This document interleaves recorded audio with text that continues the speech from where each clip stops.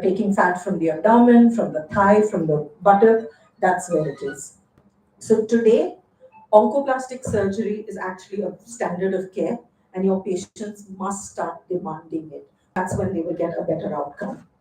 One of the other things that is part of breast surgery is treatment of the axilla. And standard treatment of the axilla used to be complete removal of the axillary lymph nodes. We have moved away from that for node negative disease because it causes a lot of lymphedema.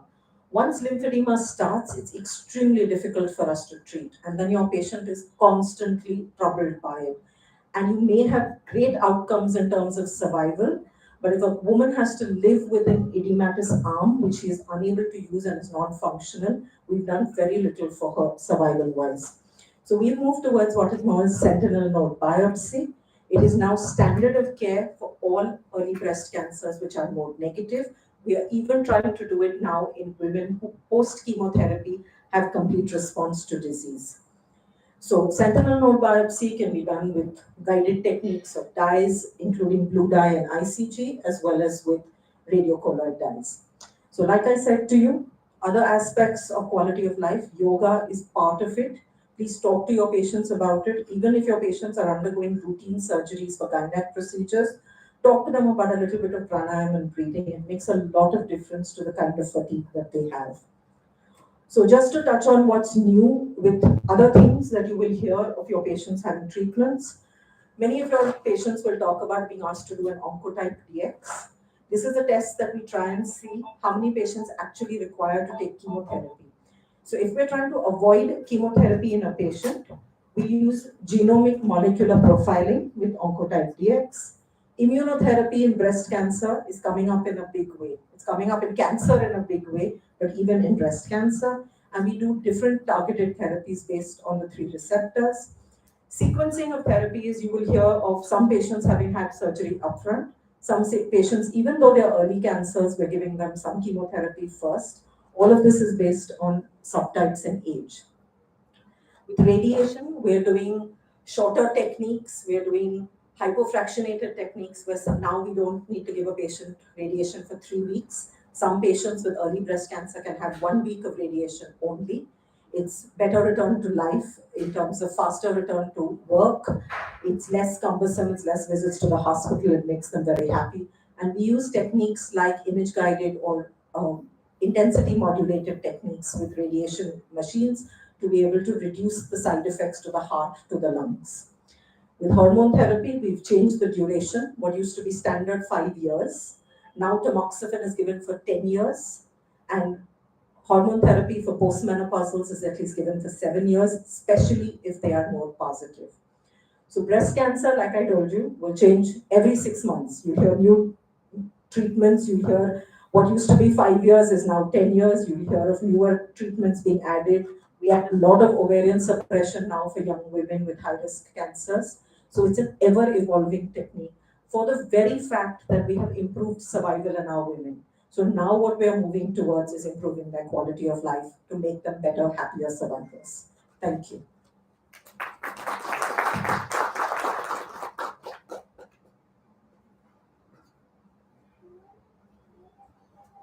So I think what we can do is let Richa finish and then we can take a couple of questions that you have.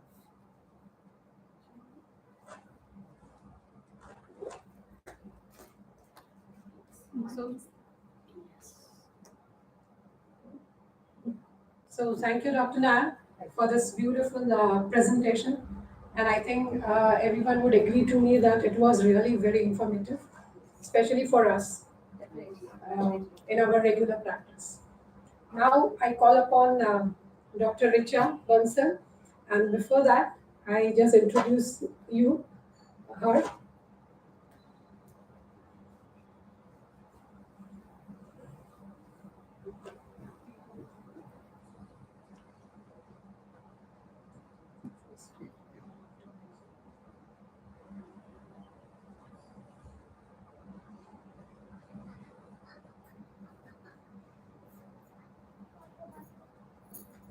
So Dr. Richa Bansal is a consultant gynecologist and an oncosurgeon, laparoscopic and robotic surgeon at Apollo Hospital, Navi Mumbai. After her MBBS and MS in obstetrics and gynecology, she pursued super specialty training in Gynec cancer surgery at the most prestigious Tata Memorial Hospital, Mumbai, where she worked for almost 7 years. Her areas of expertise are performing radical and major surgeries for cancer of the ovary, uterus, cervix, and female genital organs. She specializes in performing laparoscopic cancer surgeries as well. Her fields of special interest are treating gynec cancers in especially young women in whom preservation of fertility may be a concern. Dr. Richa Bansal has a focused and high volume practice in gynec oncology for the last 10 years. In addition to performing major cancer surgeries, prevention of cancer and spreading cancer awareness are her passion, and she has been an invited speaker for cancer awareness in women on many international and national platforms. So I invite our esteemed speaker, Dr. Richa Bansal,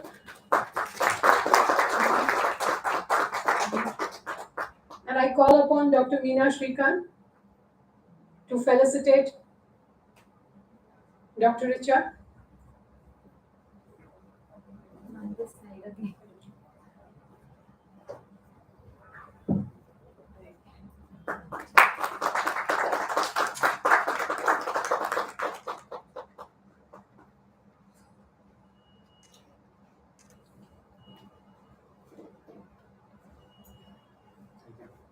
So we are privileged to have you here. Welcome. Thank you so much for the kind introduction. So, my presentation will be mainly in the form of a few cases that we have done. So, we'll discuss a few cases and then we'll also see what we have learned from those cases. So, I treat mainly cervical, ovarian, and uterine cancer, and of course, vulval and female genital organ. Cervical cancer after CA breast is the second most common cancer in Indian women. Ovarian cancer is the second most common gynec cancer overall in Indian women, followed by uterine cancer. So initially, about 10 to 15 years back, we used to study that ovarian cancer, uterine cancer, these are the cancers of older women, post-menopausal women.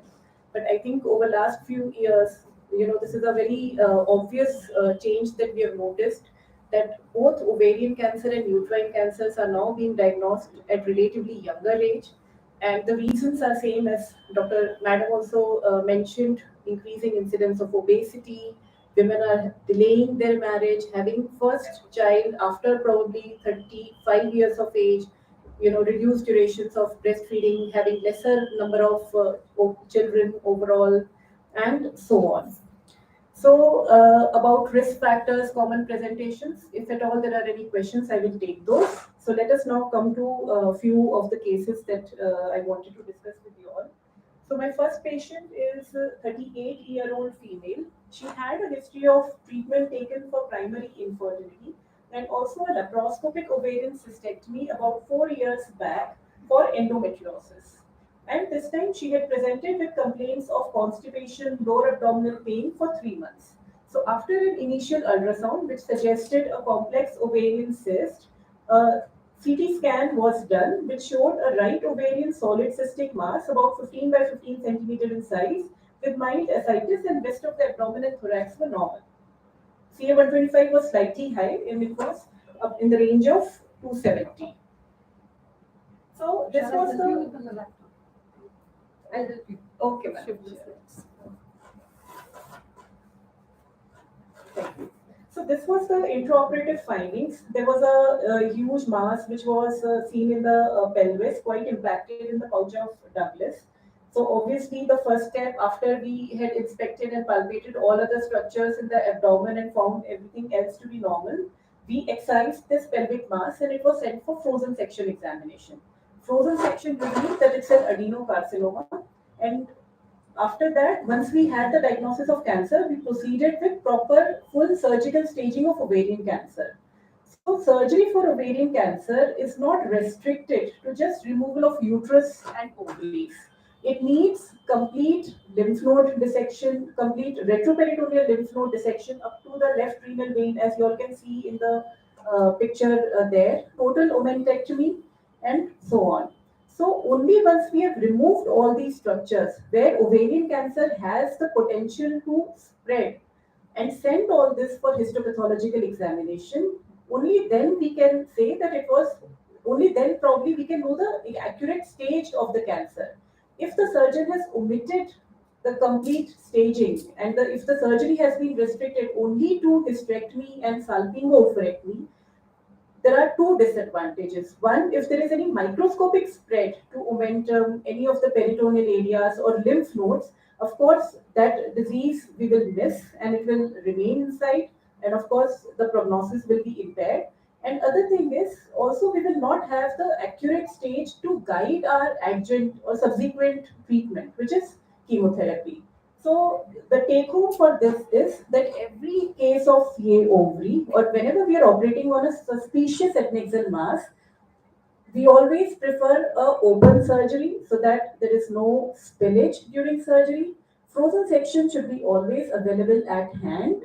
And if frozen section suggests malignancy, then complete surgical staging for cancer ovary should be done. So in this case, the histopathology was endometrioid adenocarcinoma of the ovary grade 2 with the omentum and lymph nodes negative, and subsequently she proceeded with adjuvant chemotherapy. So next case, she is a 23-year-old engineering student, unmarried, with no significant medical or surgical past history, and she had presented with two episodes of pain in lower abdomen in the past 15 days. Ultrasound showed 12 by 10 centimeter right ovarian cyst with thick septae and few mural nodules. Left adnexa was normal and there was just some minimal free fluid in the pelvis, with rest of the abdomen and pelvis being normal. So definitely we can see that these ultrasound features of thick septations, mural nodules or solid areas, multiloculated cyst, they are definitely not absolutely suggestive of a benign pathology. It is a complex ovarian cyst and accordingly should be evaluated and further treated. So she presented to a local doctor, and this is what was done. So laparoscopic right ovarian cystectomy was done. We can clearly see the spillage of tumor contents in the peritoneal cavity. And the final histopathology that was reported was borderline serous ovarian tumor. So subsequently, she was referred to us. So whenever we have, such a young girl, 28 or 23-year-old girl who has been, laparoscopic cystectomy has been done with intraoperative spill, whenever such girls presented to us, it always a dilemma about how to proceed further, whether to offer. Ideally, she should have undergone at least removal of the entire ovarian mass and staging in the form of omentectomy and some lymph node sampling. So once now, if she has presented to us at this stage, it becomes difficult to counsel regarding the prognosis and also for the subsequent treatment. Whether to offer her a repeat surgery or whether to just keep her under observation. Some had also advised her chemotherapy because of the spill or some hormonal treatment. So basically, a simple tumor which is borderline ovarian tumor, which definitely has a very good prognosis and 100% survival rate if it has been treated properly with appropriate surgery. The prognosis gets compromised because of the incomplete, inappropriate surgery. So this is the second one is the picture for whom we did an open surgery. It was a bilateral borderline serous ovarian tumors. So whenever we have this kind of a picture, either at laparoscopy or open, we definitely know that this is not normal and this needs to be tackled, differently as compared to the way we tackle a simple ovarian cyst. So, the dilemmas are whether to offer her a repeat surgery, whether again to go in for laparoscopic surgery, or this time should we give her an open surgery. What would be her prognosis like? Because there was some spill in the peritoneal cavity, whether all those tumor bits have been removed or not. So these are the dilemma questions. So of course, for her, we did another open surgery. We removed that part of the ovary. Luckily, there was no residual disease in that ovary. We did omentectomy and few lymph node sampling, and then we kept her under observation. So the next case is 36-year-old school teacher having two kids with history of ovarian cancer in her mother at 55 years of age, and she presented to us with vague pain in the lower abdomen for 15 days. Ultrasound was done initially, which showed a complex adnexal mass with CA125 of 180. So I've not put the CT scan picture because this, ultrasound showed just 5 by 5 centimeter complex ovarian cyst. CT scan actually just showed a bulky ovary without, any abnormalities basically on the CT scan. But of course, because here the ultrasound is showing complex ovarian cyst, CA125 being slightly raised, and most importantly, because she had a positive family history of ovarian cancer in her mother, we definitely had a very high suspicion of this ovarian cyst being possibly malignant in her, and that is why we planned her for a surgery intraoperatively. Madam, can you show the next? Yes. So intraoperatively, this was the picture that was seen. You can see it's a fallopian tube mass, about 5 by 5 centimeter size. And when we did remove this fallopian tube mass and sent for frozen section examination, it was reported to be an adenocarcinoma. And then subsequently, we completed her complete surgical staging with omentectomy and complete lymph nodal dissection. This is a cut-open picture of that fallopian tube showing two small solid, nodules inside. So, here I just wanted to highlight that it's not necessary that every ovarian cancer will present with a huge ovarian mass or, with very high CA125.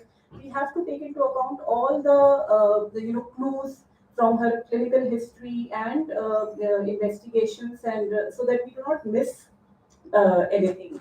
So of course, subsequently we sent her for adjuvant chemotherapy. BRCA testing was done, and she turned out to be BRCA1 positive. And subsequently she was referred to a genetic clinic department for screening of her other family members and also for her breast cancer surveillance.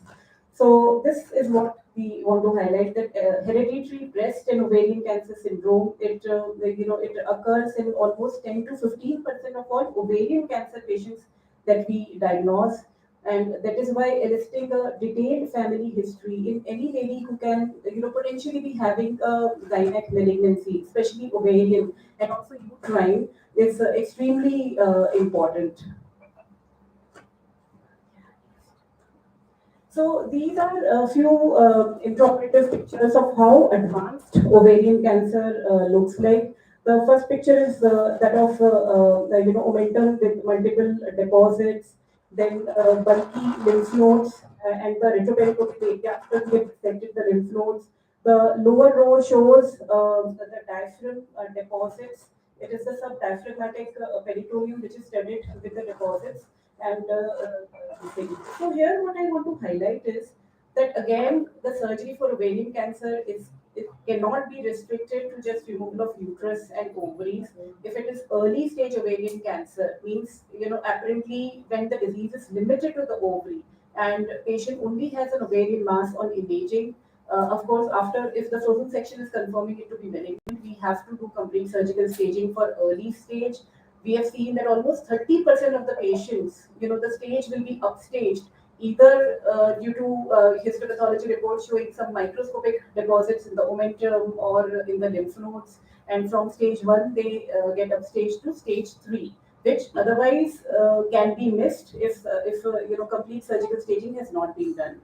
For advanced ovarian cancer patients, meaning when, apart from the ovarian mass, there are omental deposits, there are peritoneal deposits, liver surface deposits, POD deposits, and bulky or enlarged involved lymph nodes. For all of these cases, again, complete removal of disease is what is most important.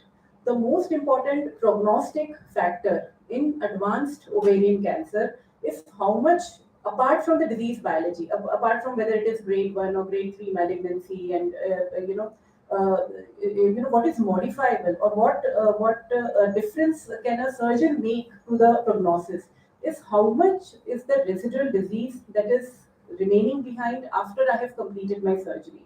If I have made an effort to remove all the disease from the abdomen, whichever quadrant, whichever part it may be, definitely the patient will have a very good prognosis after, with completion of the whole treatment, surgery followed by chemotherapy. And if we are leaving behind residual disease, inside, then definitely we cannot expect a very good prognostic outcome in such patients. The risk of recurrence will be higher. It will happen earlier, and it may also not be very chemosensitive disease.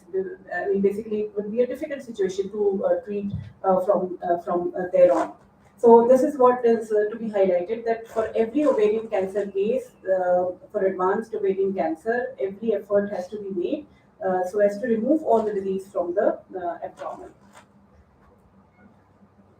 So again, a few more pictures of advanced ovarian cancer. This is the intraoperative finding. We have just opened the abdomen. The entire, abdomen is covered with the omentum, which is, very obviously involved with multiple deposits. The second picture is again subdiaphragmatic peritoneum, again studded with the deposits. You can see the surgeon is holding the liver and pressing down, and we are doing the subdiaphragm peritoneectomy. So basically, just to sensitize everyone that these are the procedures that are needed to be done, rather than just some debunking. Yes. Another case with the huge retroperitoneal lymph nodes, and the other picture is after we have done the complete lymph nodal dissection with aorta and the vena cava under view. So you can just scroll. So this is the bladder peritoneum, again subdiaphragm peritoneum, perisplenic deposit, bladder peritoneum, and again omental cake after we have removed. So this is how the surgery for advanced ovarian cancer be, and this is the specimen that needs to be removed and sent for further testing. So now coming to the concept of HIPEC, I'm sure all of you all must have heard about it at certain point. So when we are doing the surgery for ovarian cancer, of course the intention is, and of course that we have to remove all the disease, all the visible disease from the abdomen. And but still we have seen that recurrence is again common even after complete debulking surgery. Many of these patients will have a recurrence, and the hypothesis is that whatever disease, grossly visible disease is there, of course we are removing that, but there are still microscopic tumor cells that remain behind in the peritoneal cavity, and probably these are the cells that are responsible for giving rise to a recurrence. So, in an attempt to further improve survival, and if we can add, apart from a good cytoreductive surgery, we can add further to her treatment to try and reduce the risk of recurrence. So this is HIPEC, which is hyperthermic intraperitoneal chemotherapy. So the rationale is that we want to circulate the chemotherapy right at the place where the disease or the microscopic cells are lying. It is also thought that probably these microscopic cells are not that very chemosensitive to the IV chemotherapy that every patient receives after surgery. So, HIPEC is an attempt to target basically these microscopic cells which are remaining behind in the abdominal cavity. HIPEC treatment is done after we have done the cytoreductive surgery. While the abdomen is still open, that is the time when we circulate chemotherapy, which is mixed in a diluent fluid, which is very similar to the peritoneal fluid, and at a slightly heated temperature at 41 to 42 degrees Celsius for a duration of 90 minutes. So this is something new. Of course, the case selection criteria has to be very important, both from the disease status point of view also, and also from the patient's physical fitness. There are, slightly increased risk of a few complications that we have to take care of. So now, this was so far we have spoken about the ovarian cancer, which is the epithelial ovarian cancer, which is the most common type of ovarian cancer, which typically happens in older women. So now coming to another category of ovarian cancer, which typically happens in young girls or in teenage girls. Most common age group is teenage group, which are malignant germ cell tumors of the ovary. So, like I said, the most common age group is teenage, and we see up to 35 years of age. Most common presentation is a young girl presenting, with a relatively short history of symptoms. That in past 1 week, there is some vague abdominal pain. She also feels that her abdomen is looking little distended, and sometimes she can feel a lump in the abdomen. So obviously, the first, the first investigation that is done is an ultrasound examination, which typically will show an ovarian mass. Majority of the times, it is a very malignant. It's difficult to miss on an ultrasound. Usually, the radiologist will not report it as a benign cyst. Definitely, they will report as a solid cystic mass or complex ovarian mass. So, whenever a young girl is presenting with an ultrasound picture of ovarian mass, what we have seen is that many a times just one marker, which is CA125, is done, and if it is normal, then this possibility that it could be a different kind of ovarian cancer, which is malignant germ cell marker, where CA125 will not be high, gets missed, and then many a times these young girls are treated like how a benign ovarian cyst would be treated. So the point is that I want to highlight is that for young girls, CA125 is not the marker that needs to be done. You may do it for it just tells us about the ascites. If suppose in malignant germ cell markers also, if there is ascites, so there is some peritoneal irritation, CA125 value may be slightly high, but that is not that is not at all reliable. The markers that need to be done for malignant germ cell ovarian tumors are AFP, beta HCG, and LDH. Only if we are doing these markers in all young girls who are presenting with ovarian mass, only then we will be able to diagnose, or at least have this thing in our mind that it could be a malignant germ cell tumors, and only then we will treat them appropriately. So malignant germ cell tumors, though they are very horrible looking, huge and very necrotic, hemorrhagic masses, AFP and one of these tumor markers may be in multiple thousands, that high, but they have extremely good prognosis with proper treatment. That is open surgery with complete removal of the ovarian mass without any attempt of doing a cystectomy or preserving some part of the ovary. The ovarian mass should be removed in toto without any spill, along with omentectomy, few lymph node sampling, followed by chemotherapy. This is the treatment that is required. Both components are important: surgery as well as chemotherapy. We have seen many cases. I mean, where initially laparoscopic cystectomy was attempted, and then when the diagnosis came out with malignant germ cells, and then they got referred. So even though when a proper treatment is given, the prognosis is very good, but because they are fast-growing tumors, the risk of recurrence can also be very high, especially if surgery has not been done appropriately. So this is an important fact that I wanted to highlight. Young girl presenting with ovarian cyst. If we will only do CA125, and if that comes back as normal, we will feel that okay, this is a benign ovarian cyst, and we can do some cosmetic surgery, cystectomy, and all. That is not ideal actually. Yeah. So these are a few of the cases that we have done. First one is actually was a premenarcheal girl. Uterus is very atrophic, and the opposite ovary seen that is absolutely normal. And this is the mass which was there. CT scan showed that it was a bilateral ovarian mass because of the um, structure of it, but it was actually unilateral ovarian mass with opposite ovary being normal. So a third variety, apart from epithelial ovarian cancer and malignant germ cell tumor, there is another variety of ovarian cancer, which are sex-cord stromal tumors of the ovary.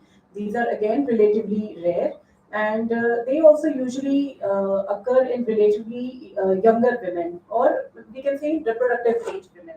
And most common, prototype of the sex-cord stromal tumors of the ovary is granulosa cell tumor. I'm sure many of you all must have heard. So she was a 31-year-old lady who had presented with some symptoms of abdominal discomfort, distension, high-grade fever. Actually, preoperatively, her investigations were a little misleading. We thought there is some infection. Counts were high. A cytochrome test showed a picture of spontaneous bacterial peritonitis. But once her fever settled, we took her up for exploratory laparotomy, and this was the intra picture, and his pathology was sex-cord stromal tumor. So again, CA125 will not be high in these cases.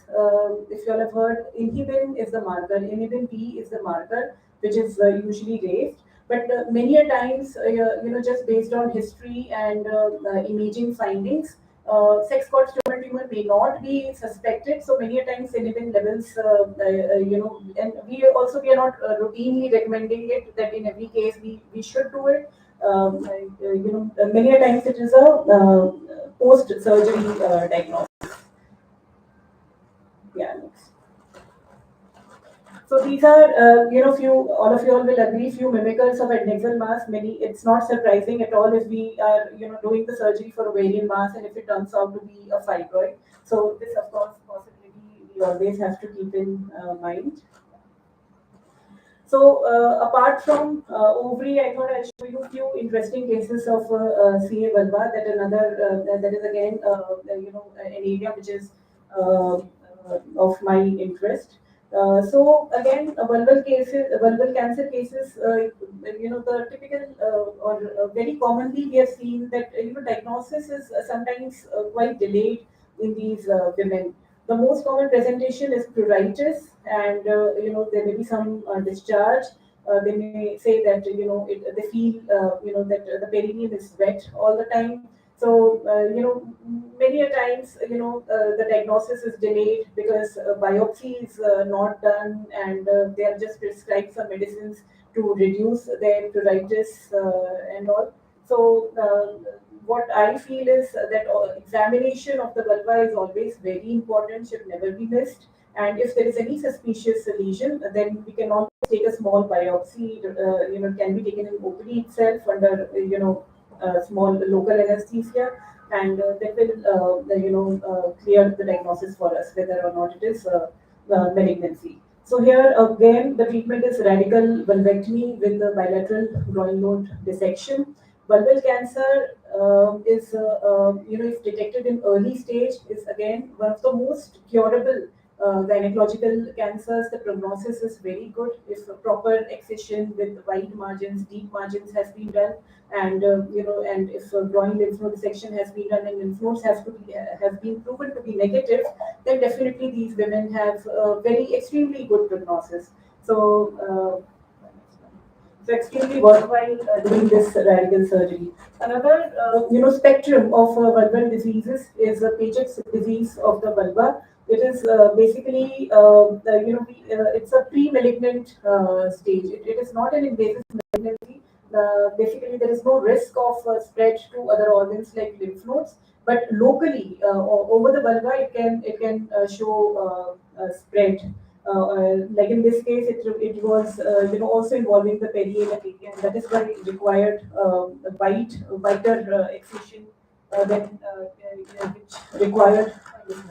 which required a plastic closure. So this is what was done. And but the final picture, of once it was well healed, it was extremely satisfying. I actually could not put that picture, but the final overall result, cosmetic result, is extremely good. Yeah, next. Another case of Paget's disease of the vulva. So another, apart from Paget's disease, Gynec is again a pre-malignant condition. So basically, all these, diagnosis can be made only once we have taken a biopsy. Just by looking at the lesion, it's very difficult to make out even for us whether it is malignant. So this is benign 3. It just required a small, local bind excision, and that was it. And that case is a case of squamous cell carcinoma of vulva. So again, highlighting that examination, complete examination, biopsy is extremely important. Another case of vulval lipoangiomyoma. Actually, it was a benign tumor, just for interest, because this is not very routine. It's not a very common diagnosis in vulva. Though this lipomas are more common in other parts of the body, vulva it is not very common. So, CA endometrium with enlarged retroperitoneal lymph nodes. Again, for endometrial cancer, uterine cancer, the incidence is rising. Endometrial cancer is now being diagnosed in relatively younger age group as well. The lowest age that, and in fact, very commonly we have started to see is in early 30s as well. CA endometrium. So any lady, it is